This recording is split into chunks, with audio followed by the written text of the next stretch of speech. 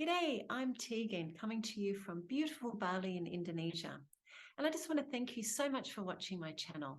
Now, in my last few videos, I've reviewed properties for sale ranging from €1 all the way up to €500,000. But now it's time to narrow it down and choose a property for me to buy in lovely Salento, which is the southern region of Puglia in Italy. And this is a place that I fell in love with via YouTube during the pandemic. Now in this video, I'll be taking you through my list of properties so you can help me to choose the one. Now, if you're like me and you've always had a dream of owning a little house in Italy and living the La Dolce Vita lifestyle, then don't forget to hit the subscribe button and the little bell so that you don't miss out on any of the upcoming videos. G'day, my name's Tegan and I'm buying a house in Italy that I've never actually seen, in a place I've never been to, via somebody I've never even met, with a room that doesn't seem to exist. Click subscribe to follow my journey. So in my last video, I talked about our wonderful property finder, Davide Mengoli from Salento with Love. And as part of his many services that he provides, he and his team gave us a list of 20 properties to choose from, of which my husband promptly put into a lovely spreadsheet so that we could compare them. Plus, I also added some of the ones that I'd found myself. And before I knew it, there was a lot to choose from. Through talking with Davide, though, we narrowed it down to the towns of Nado, Galatene, and Galatina, all part of the Salento region.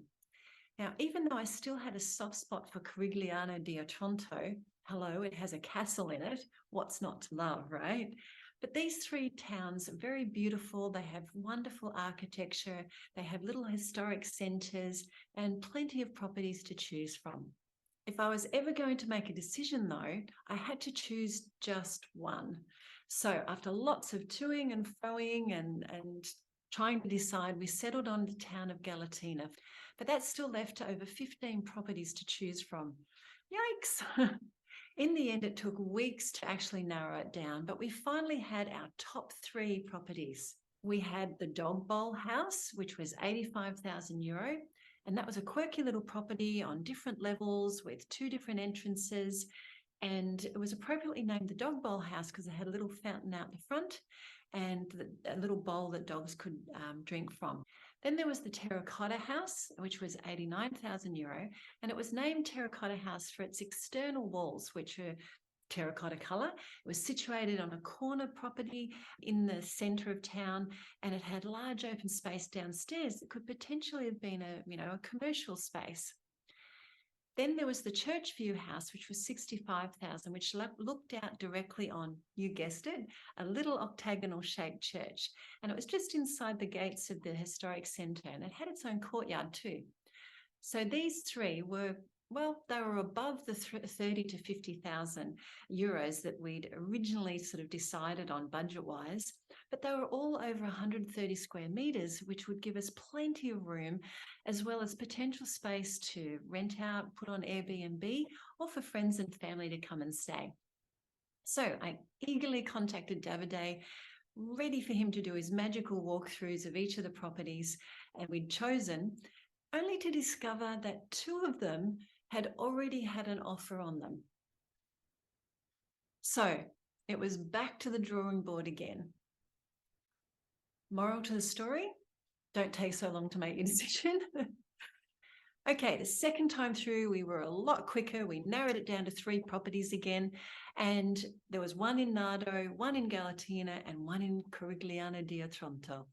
So are you ready to see them? So the first property is in Nado, and it's in Via Santa Sofia. And this is a picture of the inside, so it looks quite nice and very much livable.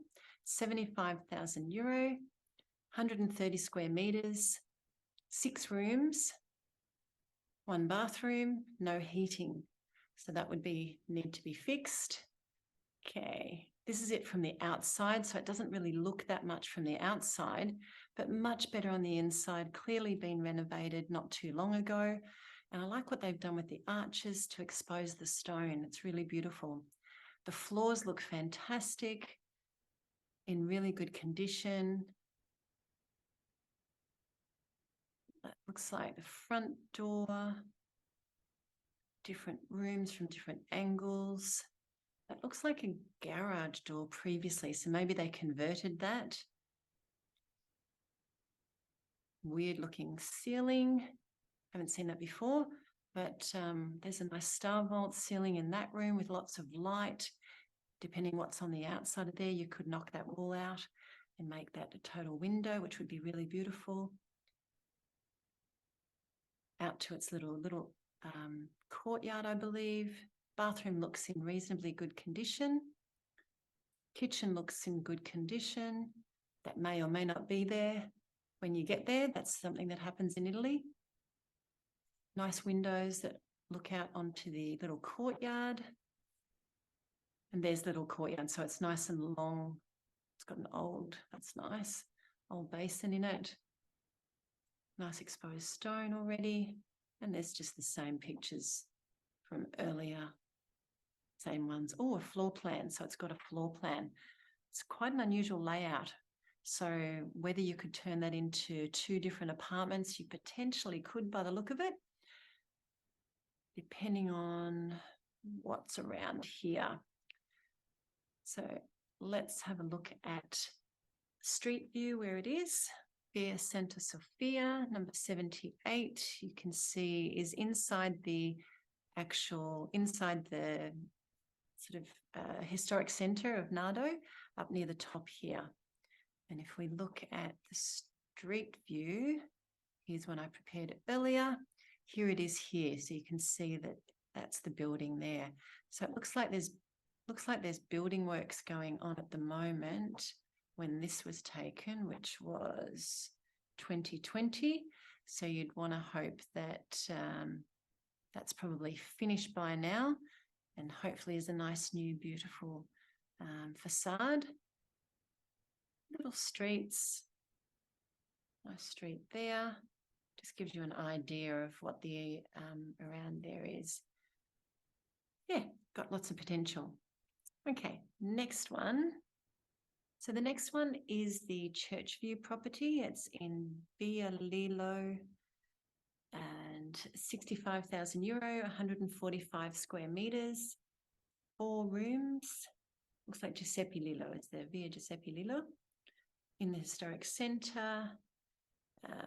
Building, it's common atrium in the front, so a nice little courtyard in the front, consists of 2 rooms plus accessories and closets in the ground floor.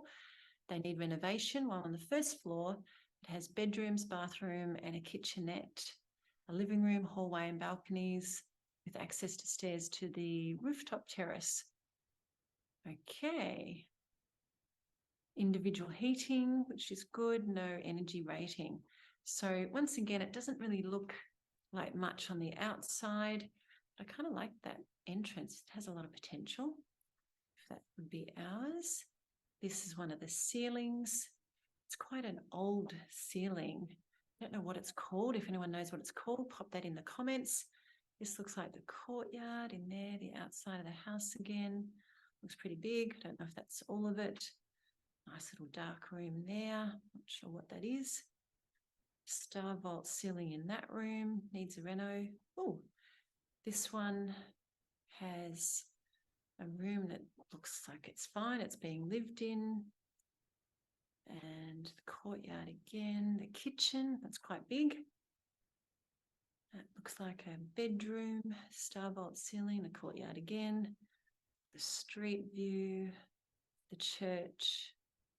Don't know where that room is. It's another one. That might be the other bedroom. Bathroom looks okay. Kitchen and just more of the same. Oh, it looks, it's been lived in, so that's good. No plans. Okay, let's have a look on street view, shall we? So here we can see that it's inside the historic centre, and let's have a look at street view. Okay, not sure where that is. That is, okay, that looks like the entrance to the historic centre. It's quite a big intersection.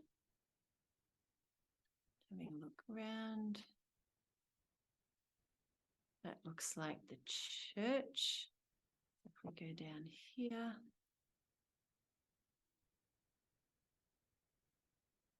That's it there. Okay. So it's quite a nice street. Paved. And looks out over this church. Okay. Let's look at the next one. Okay, the next one is in Via Solferino in Corigliano di Otranto, and it is 64,000 euro, 95 square meters, 3 rooms, a few steps from the castle. In the evocative setting of the historic centre, we have for sale. It's got its own courtyard, a rear courtyard as well.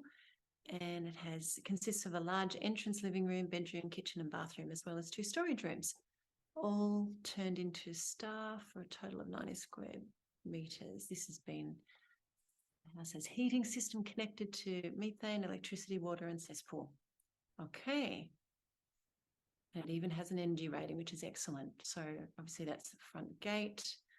Lots of pictures of the front gate. It is very pretty. And that's inside that courtyard.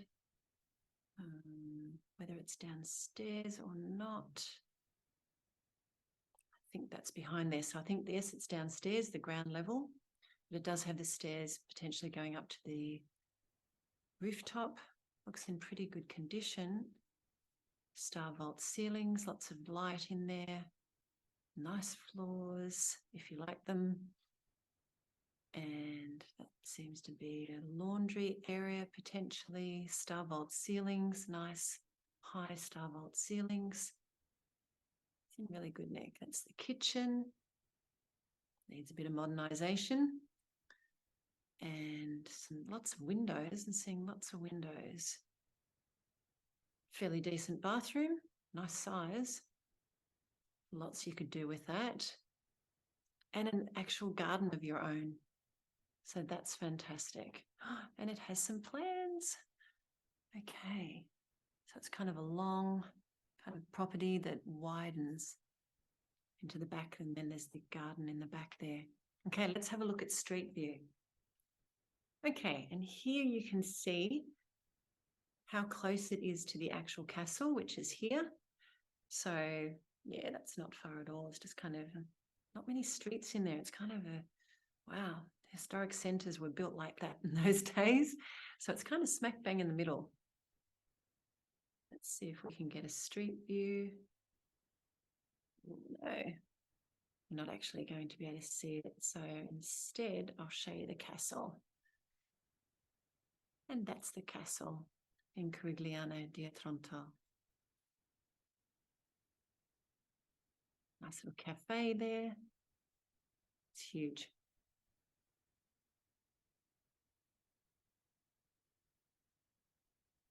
Just to give you an idea of the streets in the area. Doesn't want to go forward there. Let's have a look. Oh, wow, that's pretty cool. Oh, that's an old building.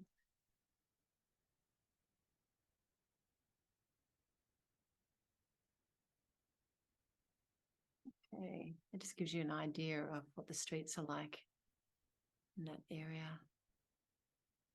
Who can guess which one I ended up buying, and which one would you buy if you had the chance? Maybe you didn't like any of them. Tell me in the comments below, and don't forget to give this video a thumbs up if you enjoyed it, and hit the subscribe button and the little tiny bell so you don't miss out on any of the upcoming videos in this series.